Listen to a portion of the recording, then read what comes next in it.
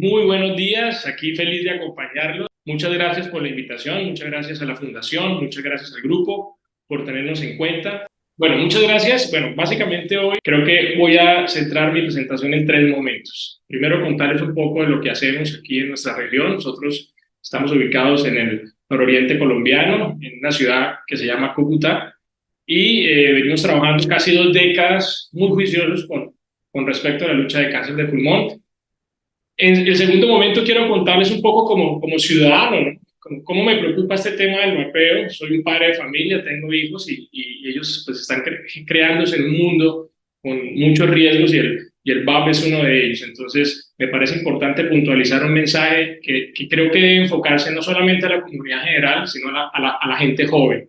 Entonces los adultos que de una u otra forma vivimos históricamente la exposición al cigarrillo, pues ahora nos estamos viendo ya como padres, como abuelos, que nuestros hijos están exponiéndose al vapeo. Entonces creo que es un buen momento para concientizarnos. Y tercero, pues hablarles un poquito de lo que hago como cirujano de tórax y cómo lo trabajamos aquí en nuestra región, ¿no?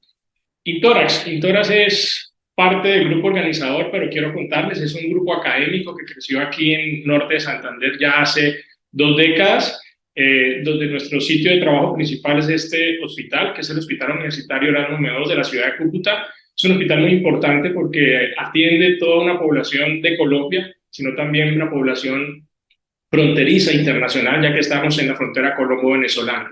Tenemos algunas clínicas privadas que han sido parte de nuestra historia y estas imágenes que les quiero compartir para mí son muy emocionalmente importantes porque esta fue la primera reunión que se hizo en el 2003 en la ciudad con respecto al cáncer de pulmón. Y estábamos recién llegados, yo me sentía como un lobo solitario porque había que determinar si el cáncer de pulmón, si se operaba o no se operaba, y hasta ahí llegábamos. Y empezamos a trabajar con especialistas, con profesionales y sobre todo con los médicos en formación. Y es ahí en donde Intora se hace fuerte porque hemos trabajado regionalmente en la formación médica, en la concientización de entender bien qué es el cáncer del pulmón, sus factores de riesgo y su diagnóstico temprano. Creo que esta imagen nos invita a eso, ¿no? Eso es lo que queremos que todos nuestros pacientes tengan, un funcionamiento armónico de lo que es el sistema respiratorio, que no es solo el pulmón, el corazón, la parte básica, el músculo que separa el tórax del abdomen, que es el diafragma, que ayuda a la respiración, y es importante considerarlo. Entonces, ya habiéndoles contado un poco de lo que somos aquí en nuestra región Intórax, pues nos enfrentamos a eso, a los cigarrillos electrónicos, al vapeo, que termina siendo un factor de riesgo importante, pues se ha distorsionado. En principio, yo creo que hay un gran interés comercial en que se considere el cigarrillo electrónico como una alternativa comercial, lúdica, en poder reemplazar el cigarrillo y creer que esto no es tan nocivo, y no es así. La atención la hemos logrado llamar, entendiendo que algo está pasando, algo no está adecuado, y sin entrar en profundidad, pues esto lo que se genera son aerosoles que inflaman el pulmón, lo afectan y pueden afectar la función, ¿no? Es importante que muchos de estos vapores son vapores que tienen componentes que pueden en un momento determinado generar cambios celulares, no solamente en la zona respiratoria, donde se entra en contacto con el vapor, que es la zona respiratoria alta, sino también en la parte respiratoria distal, que es la parte pulmonar. Y muy importante, estos elementos también han sido asociados a consumos de drogas o de sustancias alucinógenas que muchas veces engañan a los jóvenes para inducirlos en el camino de la adicción. Entonces, insisto que hay que trabajar mucho sobre esto, sobre la juventud. Me preocupa mucho los dispositivos que están concentrando la nicotina y están permitiendo de que esta nicotina se asocie al consumo de cannabis o sustancias alucinógenas, y esto permite también generar un daño cerebral, una adicción que ya tenemos clara que se produce, y los efectos que son claros como la enfermedad pulmonar intersticial y el cáncer. Pero no podemos desconocer que este dispositivo electrónico como tal no es solamente el vapor, es un dispositivo que tiene una batería que genera un calor y que en una u otra forma está en contacto con un líquido. Entonces, estas sustancias también pueden producir daños al explotarse o al entrar en contacto con nuestros pacientes. Entonces, en general, pues no queda duda de que el VAP es un elemento de interés, no solamente porque le interese al especialista en vías respiratorias, sino nos interesa a todos como comunidad. Y nosotros como médicos tenemos que tratar de que esa información del daño que produce el VAP lo podamos transmitir a nuestra juventud, a nuestros pacientes, entendiendo los daños que se producen por el contacto de ese vapor, los daños que se producen a generar la adicción de la nicotina, y sobre todo que muchas veces van enmascarados con sabores, olores, que hacen que esto sea algo inofensivo, inclusive, pues desafortunadamente las políticas de salud para el VAP en este momento en Colombia no están claras, y usted puede encontrar almacenes o tiendas en cualquier centro comercial donde entran niños, jóvenes, familias, vendiendo estos productos con sabores y olores, los cuales dan la impresión de que son inofensivos, que no tienen nicotina, pero que al final ya hay estudios donde el 99% de sustancias sin nicotina tienen algún grado, siempre buscando la adicción y el efecto en el paciente. ¿Cómo podemos prevenirlo? Yo creo que este es un espacio para eso. Este webinar pues está hecho para dar información médica, pero creo que muchos de nuestros asistentes que están por todo el mundo pues han entendido que no solamente debemos dar información técnica, sino generar una conciencia, y una conciencia que parte de entender que esto no está bien. Segundo, ¿cómo aplico yo eso en el lugar, en mi casa, en mi trabajo? Pero he tenido la oportunidad de ser invitado a muchos centros educativos en la ciudad para hablarles sobre el VAP y sobre sus daños. Entonces creo que eso es una buena forma también de poder poner en práctica esa posibilidad de prevenir, y es informar a los jóvenes sobre los daños que se pueden generar, y a los padres de familias que están con ellos, porque creo que ahí está el impacto de todo, no solamente del VAP, sino del cáncer pulmonar. Entonces, podemos concluir que el VAP es dañino, produce adicción, produce daño a nivel del parénquima pulmonar, y dentro de esos daños, pues no hay duda de que el cáncer es nuestro objetivo para evitar y hacer un diagnóstico temprano. Entonces, tenemos que controlar esa curiosidad, tenemos que mirar cómo todas esas campañas comerciales o ese mercadeo que se hace tratando de que el vapeo es algo benigno, pues debemos dejar esa información y esa curiosidad tenemos que calmarla, y siempre buscando esto, ¿no? Buscando de que nuestro funcionamiento respiratorio y nuestro funcionamiento integral sea el mejor. Sí, yo creo que estas son imágenes que nunca me cansaré de mostrar en mis presentaciones, porque es importante que cada uno de nosotros que está acá entienda la importancia del respirar, de que tengamos un sistema respiratorio lo mejor posible para que nuestro aire y nuestra vida sea mejor. Bajo ese contexto, yo les voy a contar un poquito de la experiencia entrando ya y entendiendo lo que genera el VAP y los riesgos que se generan cáncer de pulmón, cómo lo estamos haciendo en nuestra región o cómo se está abordando el tema de cáncer del pulmón. Y básicamente el primer mensaje que les quiero dejar es que tratamos de persistir. Contarles que hace 2 décadas hice una primera presentación para estudiantes de medicina sobre cáncer, y decirles 2 décadas después que estoy acá con ustedes, pues creo que no hay duda de que hemos persistido con la idea de educar y demostrar el daño que puede causar un cáncer de pulmón. Estar actualizados, porque el tema del cáncer es constante. Cada vez están saliendo más estudios donde se está demostrando que el vapeo es dañino y que puede producir cáncer, y en el cáncer de pulmón la actualización es constante. Cada vez aparecen nuevas informaciones, nuevas clasificaciones, nuevos estadios y nuevas terapias, y sobre todo el trabajo en equipo. Esto no es una competencia solo de un especialista, sino de todos los especialistas que podamos aportar, de todos los médicos formados, de todos los médicos en formación y de toda la comunidad que nos pueda asociar. El cáncer pues produce un gran daño.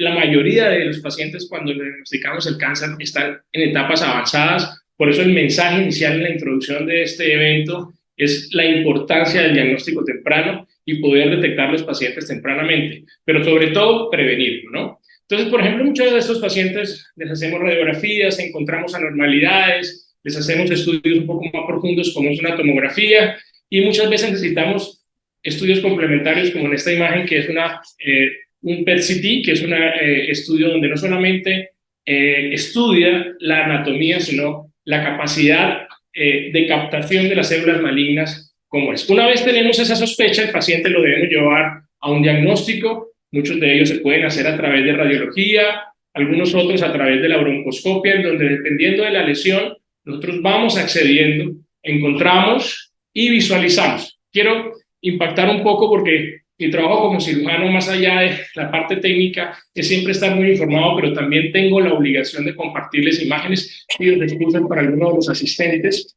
que de pronto les parezcan un poco fuertes, pero si no mostramos el daño que se produce en el cáncer, creo que no nos vamos a concientizar. Aquí tenemos una broncoscopia que estábamos visualizando la parte distal de la tráquea y hacia el lado derecho encontramos, como ya ven allí, una lesión, un tumor que está sangrando y que está obstruyendo ese bronquio del lado derecho. Entonces, para nosotros es importante poder acceder a esa lesión, poder tomar una muestra, poder tomar una biopsia. En algunos casos, por ejemplo, no tenemos la posibilidad de hacer broncoscopia porque el paciente está en una condición médica muy difícil y no toleraría un procedimiento. Tenemos algunas alternativas, como logramos ver acá, de estudios con reconstrucciones virtuales. Todo esto se hace aquí en la región y eso pues lo trabajamos en forma complementaria para poder darle al paciente el mejor diagnóstico y el mejor tratamiento. Y como todo, no hay forma de acceder a un diagnóstico de cáncer si no tenemos imágenes, si no tenemos un estudio radiológico complementario. La radiología va evolucionando, los equipos en radiología van creciendo. Es un buen momento para hacer una pausa y resaltar la importancia del diagnóstico temprano, del TAC de baja dosis. Sé que la doctora Diana Serra, que nos va a acompañar más adelante, ha liderado en Colombia a nivel internacional la importancia de este diagnóstico temprano. Entonces, es importante para los pacientes que ven cómo una imagen nos puede ayudar a detectar y a identificar una lesión pequeña o mínima, y es ahí en donde nosotros como especialistas tenemos que llegar, actuar, mirar y detectar. Por ejemplo, este es un procedimiento que hacemos complementariamente cuando hacemos diagnóstico. A veces abordamos el tórax para encontrar la lesión tumoral, pero también tenemos que estudiar si ese tumor del pulmón ya se ha salido del pulmón y se ha ido a otros lugares. Y el lugar inicial donde el pulmón puede migrar o puede generar la primera metástasis es los ganglios o el tejido linfático del mediastino. Entonces, nos abordamos a que ese mediastino también debe ser estudiado, no solamente hacer el diagnóstico, sino ser estudiado para poder clasificar muy bien el paciente en diferentes momentos. ¿Cuáles serían los 3 momentos del cáncer de pulmón? Para mí, 3 momentos importantes serían el estadio inicial, que es donde queremos que todos los pacientes estén. El estadio inicial es el estadio que podríamos ofrecerle curación al paciente y es allí donde debemos apuntar. ¿Cómo diagnosticamos ese estadio inicial? Detección temprana. Detección temprana con educación, detección temprana con las nuevas políticas de TAC de baja dosis para hacer diagnóstico en pacientes de alto riesgo. ¿Cómo podemos hacer detección temprana? Educando a nuestros médicos, enseñándoles la importancia de que cualquier lesión pulmonar debe ser abordada por un grupo o un grupo especializado que pueda saber si esa lesión puede hacer un cáncer en etapa inicial.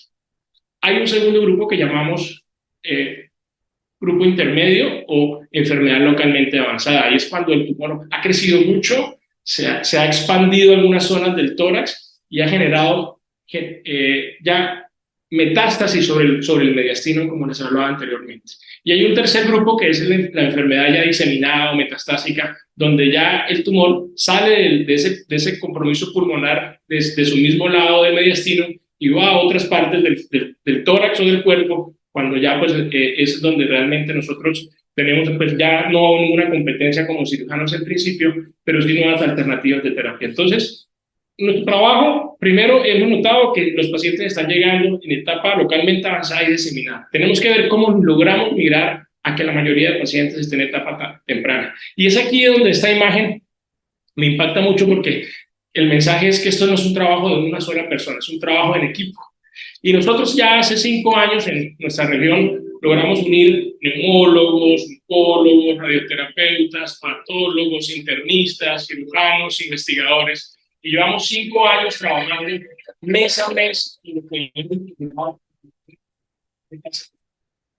lo que es una experiencia muy bonita, hemos crecido, hemos aprendido, hemos invitados, existido en esa idea de educación continua, de reuniones constantes, y bueno, aquí hay un ejemplo de esta reunión, la primera reunión de este año, que fue nuestro 5.º año, por eso lo llamamos T5, temporada quinta, y era nuestra primera reunión, o sea, el primer episodio. Seguimos persistiendo y quiero compartirles esa experiencia porque qué bonito que esto se pueda replicar en partes del mundo donde no es imposible reunir un equipo, no es imposible trabajar en equipo y sobre todo que en equipo todo sale mucho mejor. Y es aquí donde el comité departamental de nuestra región ha sido fundamental en el desarrollo de esta idea.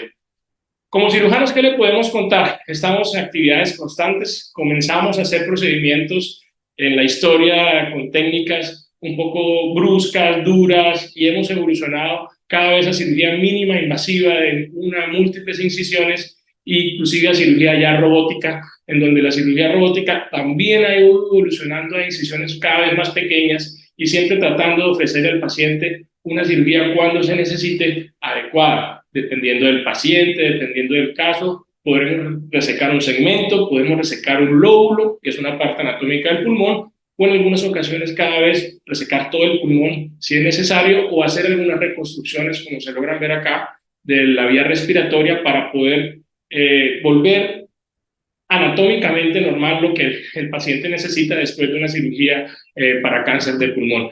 Una vez hacemos estos procedimientos, es muy importante nuestro estudio patológico, hacer un adecuado manejo de la muestra, tener un equipo de patología que nos permita una adecuada clasificación del paciente, porque esa clasificación final, cuando hacemos tratamiento por cirugía, nos permite dar el mejor tratamiento.